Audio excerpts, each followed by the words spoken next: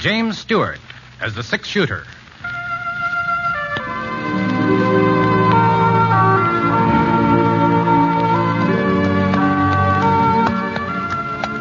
The man in the saddle is angular and long-legged.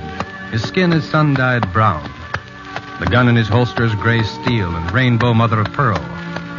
The handle unmarked. But the gun has killed and the man has killed. People call them both the six-shooter.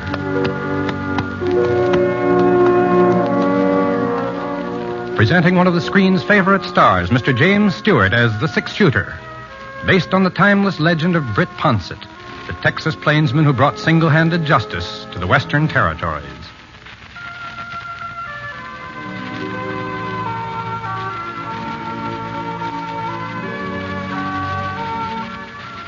I hadn't figured on going through Clay City. It was an hour out of my way, and I was already a day late to the Jefferson Ranch where I'd signed on for the roundup. But when Scar started limping from a loose shoe, didn't have no choice. We had to head for the nearest blacksmith shop, so we turned north.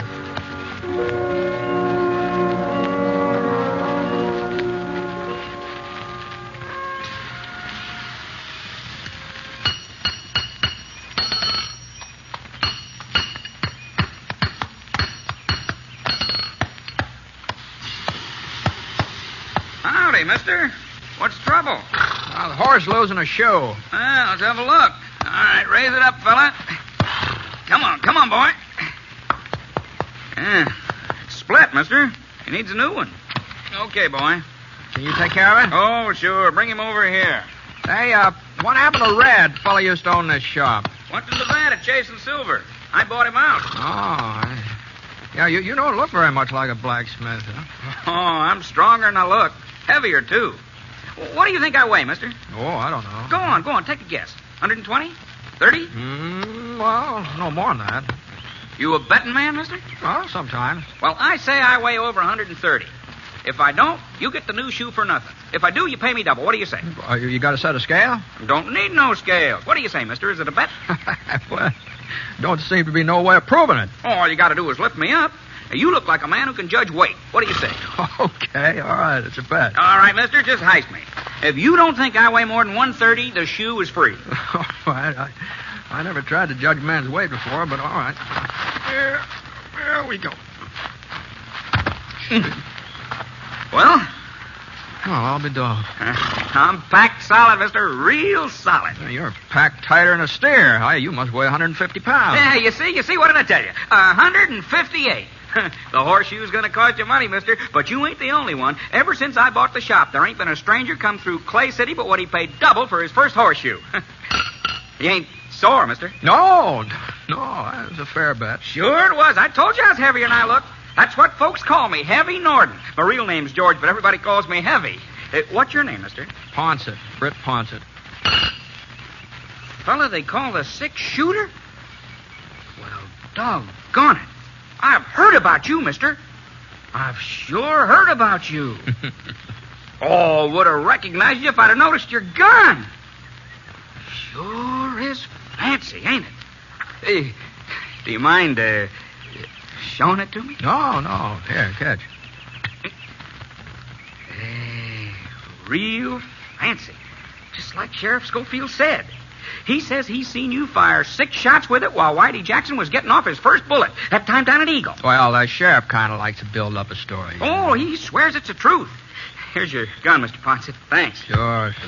You was mighty quick in getting into Clay City. How'd you hear about it so fast? To hear about what? The holdup at the Fargo station last night. Ain't that why you come? Nope. No.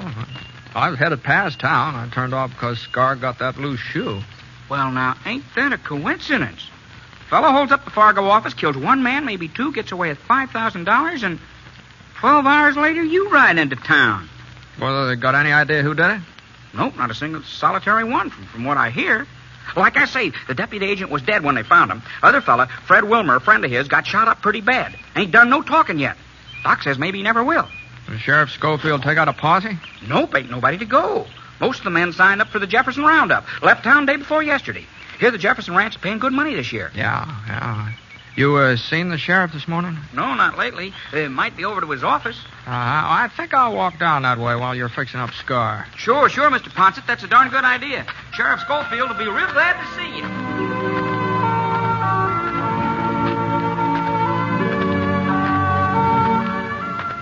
A couple of doors this side of the sheriff's office, I saw the Wells Fargo sign nailed up next to a window. The place wasn't locked, so I went inside. One of the chairs was upset, and there was some damp stains on the floor.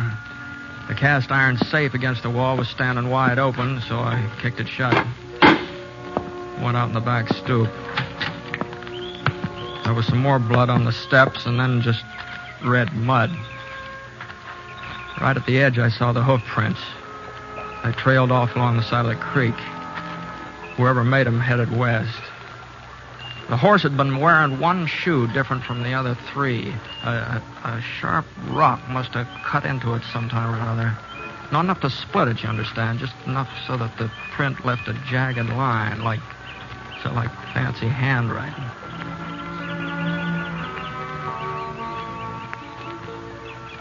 Find something, Britt? Oh, hello, Sheriff. I was heading your way. Yeah, I just saw Heavy. He told me you was in town.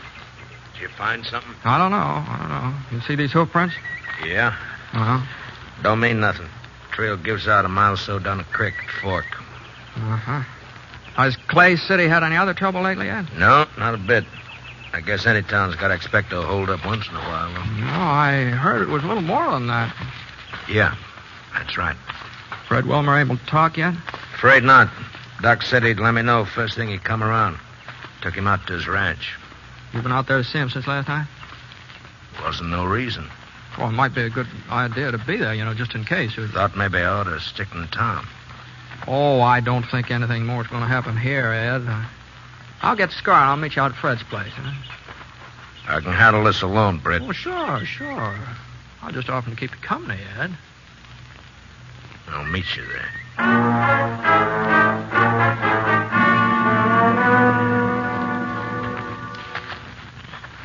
He's all fixed up, Mr. Ponset.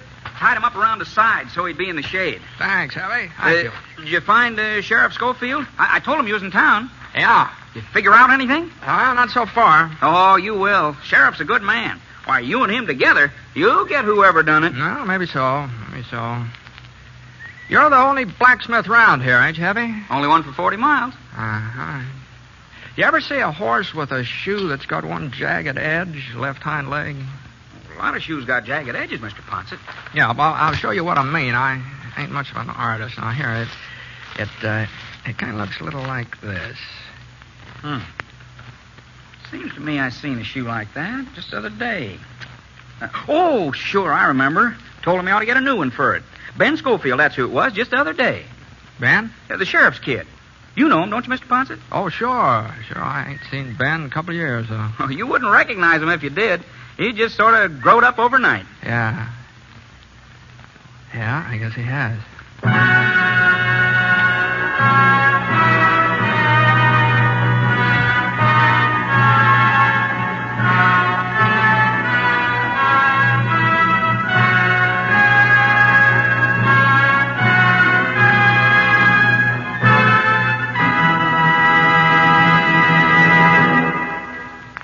Well, that ends the first act of the six-shooter, folks.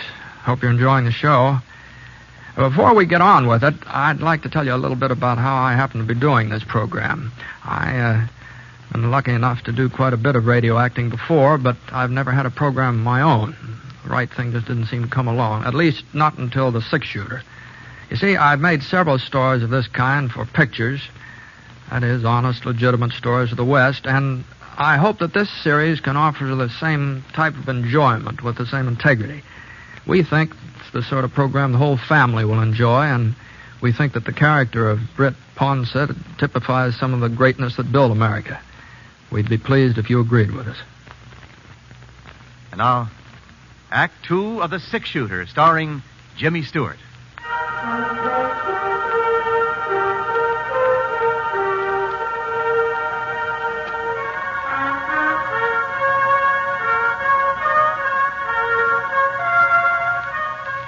Sheriff Schofield was sitting on Fred Wilmer's porch swing when I got there. Doc was inside with Fred, so I squatted down on the stoop and waited. About half an hour, the doc came out and told us we could go inside and see Fred.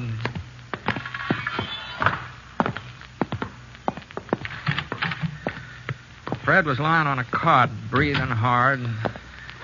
White cloth across his chest was stained pink, and his voice sounded like it was full of air. We was just sitting in the express office talking, Sam and me. Didn't hear the back door open. Must have left it unlocked.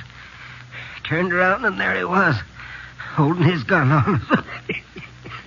Did you get a look at him, Fred? Handkerchief over his face, Sheriff. I couldn't see nothing. Just the gun. He told Sam to open the safe. There wasn't nothing else he could do. Sure. He took the money, walked over to the door. Yeah. Looked at us for a minute, and then shot. Didn't have no reason. He hit Sam in the face, and he hit me in the chest. He didn't have no reason. Take it easy, Fred. Take it easy now. It's just like he enjoyed shooting at us. That's how it was, like he enjoyed it. Maybe he was scared. Oh, he wasn't scared, Sheriff. He didn't have no reason. Thought he killed us both. Then he started down the steps. I got my hand on the shotgun and let him have it. You hit him? I don't know. Maybe he gave a yell and rode off. What kind of a fellow was he? He was young, old? I couldn't see his face. Young fella, I'd say, though. How young? 17, 18, full grown. Was he tall, short? Medium. About the size of your kid, Ed. About that size. Got enough for you, Ed? Yeah, that's enough. You think you'll get him, Britt? Sure, Fred. Sure. Come on, Ed. Didn't have no reason to shoot, no reason.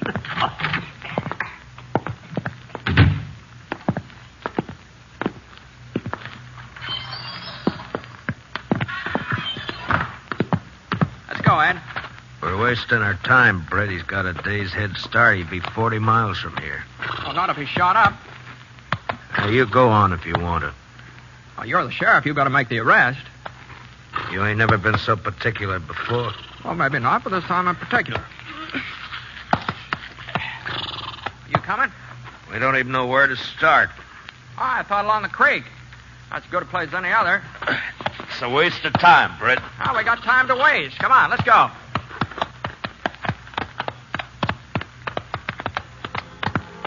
We picked up the trail along the creek headed west. It wasn't hard to follow, and every once in a while we'd see a few drops of blood spattered against the shrub bush.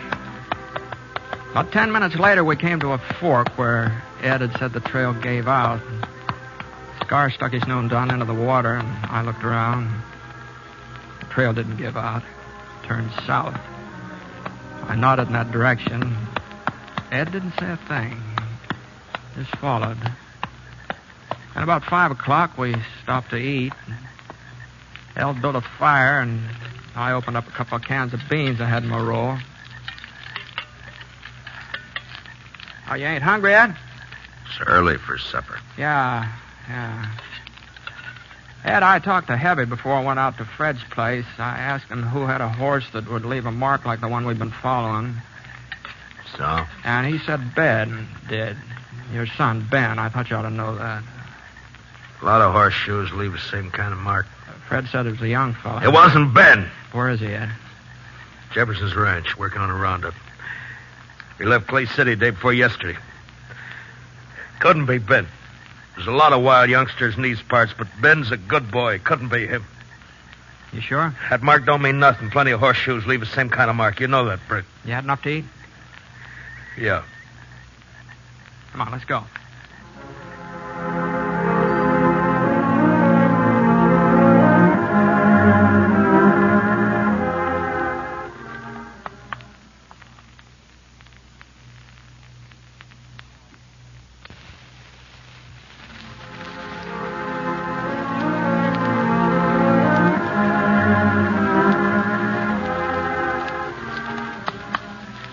The moon came out, thin, yellow. Not real bright, but enough so you and follow the trail. For about 3 miles, there wasn't no blood. He must have wrapped something around the wound. Wrapped it real tight. And then we found the bandage. A piece of shirt tail sopped through. For the next mile, he'd been bleeding a lot, worse than ever. He was hit pretty bad. Looks like it. He couldn't have gone much further because... Hold it, Scar. Ed. Yeah. Pull up. Over there in the gully, that cabin. Yeah. Whose is it? Used to belong to Jake Levant. Died a couple of years ago. Ain't nobody living there now. There's somebody living there. Huh? Out and back. There's a pony. You better go ahead on foot.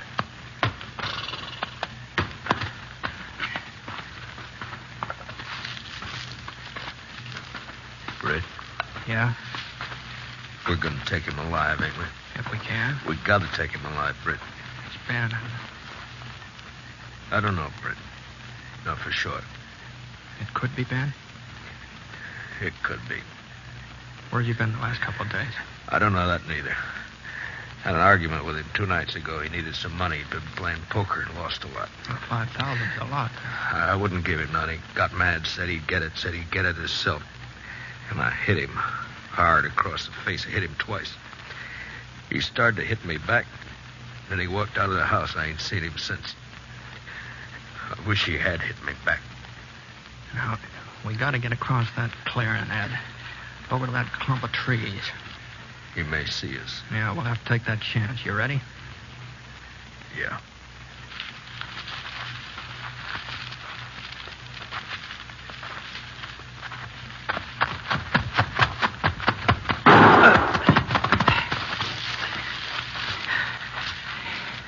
You all right? Sure. We'll stay in these trees for a couple of minutes. Okay. And then we'll rush him. Ain't gonna be easy to take him, Ed. Now that he's spotted us. You ain't gonna kill him, Britt. I ain't gonna let him kill me. It ain't his fault, Britt. It's mine. You know that ain't so. No, it's the truth. It's my fault. You didn't raise him to be a killer, Ed. Maybe I did, Britt. I was the sheriff, seeing that everybody kept close to the line, seeing that everybody lived honest, especially Ben. I broke him, Britt. Broke him like you break a wild horse. I tried to take all the fight out of him fast. You know what happens when you do that to a horse? He gets tame, but the fight's still there, and someday he turns wild again. I'll rush him alone, Ed. No. Stay here, Britt. Oh, Sam Norton's dead. Maybe Fred Miller, too. Killing Ben won't bring him back. He's my son, Britt, my only son. You don't have no kids. You don't know. I'm sorry, Ed. No, we're going back to town. Not without him. We're going back. Now, you can outdraw me, Britt, but I'll still have time to get a shot off. I'll try to get him alive, Ed. I'll try. No, don't turn your back on me, Britt. Don't be a fool. Don't make me do it, Britt. I wasn't being brave. I knew he wouldn't shoot. A man like Ed Schofield just don't change overnight. You can figure a man like Ed. That's what I thought, anyway. But I hadn't figured what would happen next. I haven't figured on him running out into the clearing, standing there in the moonlight, gray against the black sky. Ben! It's me, Ben! You're dead! Can you hear me, Ben? Britt Ponset's coming after you. Throw out your gun, Ben! Britt Ponset's coming! Now listen to me, Ben! It's your death! I saw him go down, real slow, like his legs had buckled under him. I couldn't tell how bad he'd been hit. He rolled down a gully out of range, and I crawled forward. I pushed myself past a couple of rocks and head toward the back door. The kid was in the kitchen. I couldn't see him, but I could hear him moving around, going from window to window, looking out, waiting for me. I slid past another rock. I could run for the door or wait. The kid made up my mind for me. I slipped down fast, and the bullets nicked the rocks. The kid had good hearing. He knew I was right there. I took up my gun and waited. I knew he'd get nervous first. Young fellas always do. I wasn't so young. I could wait. It was more than 5 minutes before the door started opening. His pony knew I was coming, too. He started for the horse. I aimed at his leg. For a second, he stopped moving and just hung in midair like a hawk. And he sprawled forward out of sight behind a log. I raised up a little and hunched myself along the side of the cabin. Everything was quiet now, even his pony. The moon went behind a thick cloud, and I came around the corner of the cabin. Suddenly the moon came out again, just in time for me to see his .45, just in time to see him coming up over the top of the log. His revolver slipped out of his fingers, and I saw him trying to reach for it again. He couldn't make it. I stood up and walked over to the log. The kid was lying face down, gasping for breath, little short gasps. He pulled himself up onto the flat of his hands, and then he passed out. I turned him over with my foot, and I looked at his face.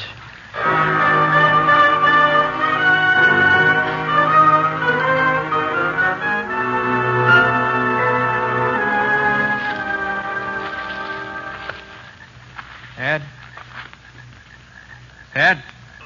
Over here. Where'd he get you? In the shoulder. I'm gonna be all right.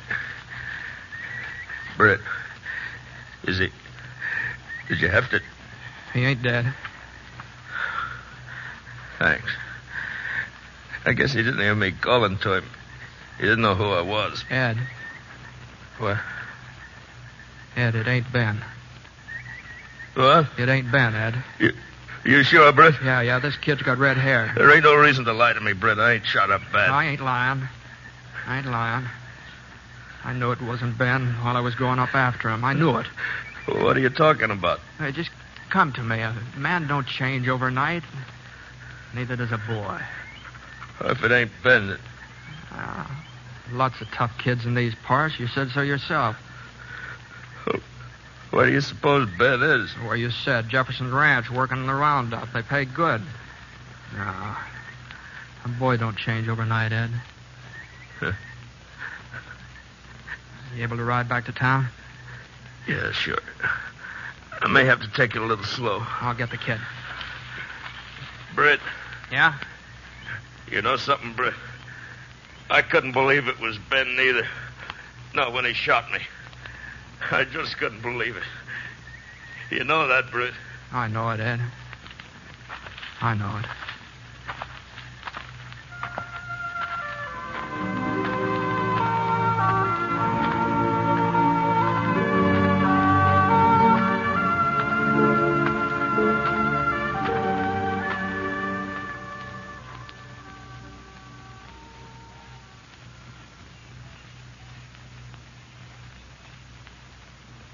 Well, that was your first meeting with Britt Ponset. I hope you'd like to meet him again every week. And I also hope you'll try our product. It's something I use myself, and it's never let me down. I don't think it'd let you down either. Maybe I'm not much of a salesman, but this product I don't think needs a lot of selling. As far as I'm concerned, it sells itself. So, I'd appreciate it if you'd buy it this week and give it a try. Let me know how you like it. So long, folks. We'll be seeing you.